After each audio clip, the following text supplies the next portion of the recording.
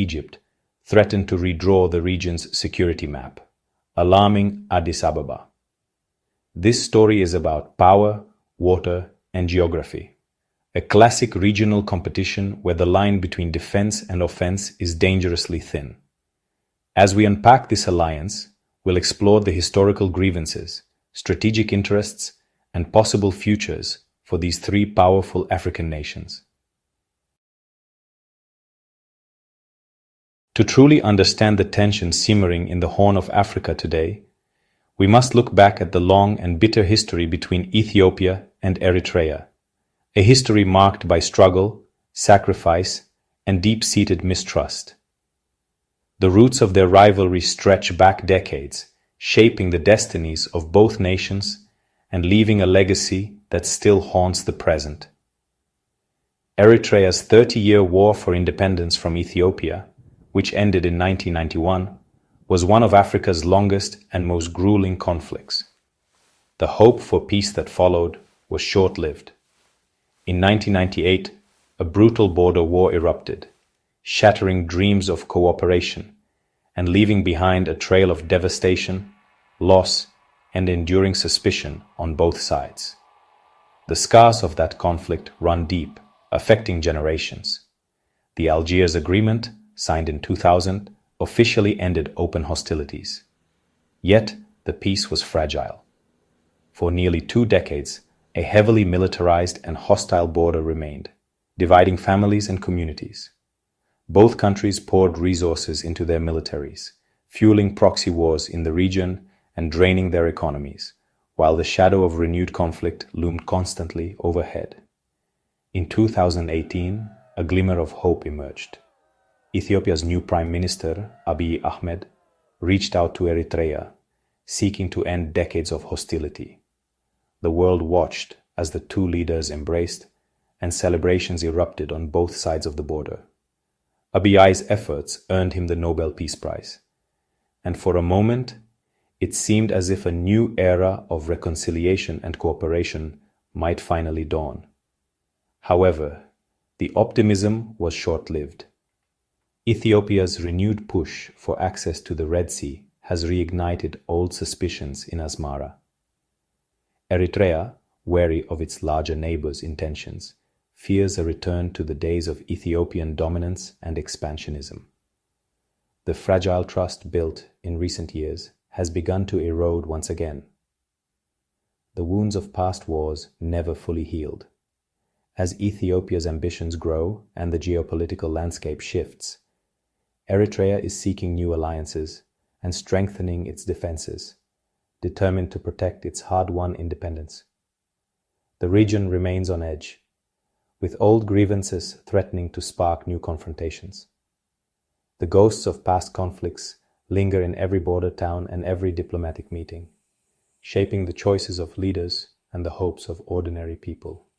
In the Horn of Africa, history is never far behind, and today it is once again shaping the region's uncertain future. The Nile River dispute defines Egypt's tense relationship with Ethiopia.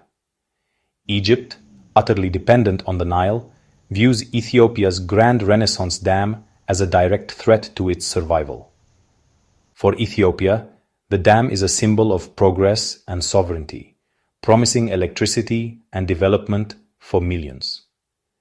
Years of failed negotiations have deepened animosity. Egypt demands a binding water agreement, while Ethiopia refuses to limit its future. The GERD has become a flashpoint, pushing Egypt to seek leverage by building alliances in Ethiopia's neighborhood. This water struggle is now at the heart of a much larger regional power game. Against this backdrop, Egypt and Eritrea's relationship has transformed from quiet diplomacy to a visible strategic partnership. What was once a discreet connection has now become a cornerstone of regional politics, drawing attention from neighbors and global powers alike. High-level visits and military talks signal a deepening alliance, with Egypt offering expertise and Eritrea providing a strategic Red Sea foothold. This collaboration is not just about military hardware or training. It's about securing influence over vital maritime routes and projecting power across the Horn of Africa. Egyptian military officials have reportedly discussed joint exercises and intelligence sharing with Eritrea, building trust and interoperability. These efforts are designed to ensure both countries can respond quickly to regional threats and to send a clear message to rivals that their partnership is robust and growing. For Eritrea, this partnership breaks its isolation and boosts its military capabilities. It also offers Asmara a chance to play a larger role in regional affairs, gaining new leverage and international recognition that had long eluded the country. The alliance expanded after Ethiopia's controversial port deal with Somaliland, which angered Somalia and drew it into the Egypt-Eritrea orbit. This realignment has created new diplomatic rifts, as countries scramble to secure their interests along the Red Sea and beyond. Summits and security pacts have solidified a new bloc on Ethiopia's flanks, raising fears of encirclement in Addis Ababa. Ethiopian leaders now face the challenge of navigating a rapidly changing landscape where old alliances are being tested and new rivalries are emerging. Publicly, the alliance claims to promote regional security, but in Ethiopia, it's seen as a strategic trap. Many Ethiopians worry that their country is being boxed in, with its adversaries coordinating to limit its influence and options. The handshake between el-Sisi and Afwerki is more than symbolic. It signals a new era of confrontation. Their public displays of unity are meant to reassure their own citizens and warn their rivals that they are prepared for whatever comes next. The region's balance of power is shifting, and Ethiopia is feeling the pressure. As alliances harden and tensions rise, the Horn of Africa stands at a crossroads, with the Cairo-Asmara connection shaping the future of the entire region. The Egypt-Eritrea alliance is driven by shared interests and a common rival. For Egypt, Eritrea offers a strategic Red Sea outpost near Ethiopia and the Bab el-Mandeb Strait, enhancing Cairo's leverage in the Nile dispute. This partnership allows Egypt to pressure Ethiopia from the north, signaling that it has options beyond diplomacy. For Eritrea, Egypt is a powerful patron, providing military support, training, and diplomatic backing against Ethiopia's demographic and economic might. As Ethiopia pushes for sea access, Eritrea sees its sovereignty threatened and seeks insurance through this alliance. The partnership is a classic enemy of my enemy arrangement, leveling the playing field for Eritrea. Both sides gain strategic depth and deterrence, making any move by Ethiopia riskier. In this high-stakes game, alliances are about survival. From Addis Ababa's perspective, the Egypt-Eritrea-Somalia bloc is a direct threat, not just a defensive pact. Ethiopia sees itself boxed in, with hostile neighbors coordinating against it while it recovers from internal conflict. Military surveillance and troop buildups along the Eritrean border reflect Ethiopia's growing anxiety. The controversial Somaliland port deal was Ethiopia's attempt to break out of isolation, but it only heightened regional tensions. Ethiopia is rebuilding its navy and hardening its rhetoric, warning neighbors against destabilization. The risk of miscalculation is high. A single incident could spiral into a wider conflict. The region is on edge, with every move watched and every word weighed. Ethiopia's sense of encirclement is fueling a dangerous cycle of escalation. The Horn's rivalry unfolds in the Red Sea, a vital artery for global trade, where nearly 10% of the world's seaborne commerce passes through these narrow waters every year. The region's strategic location has made it a crossroads for centuries.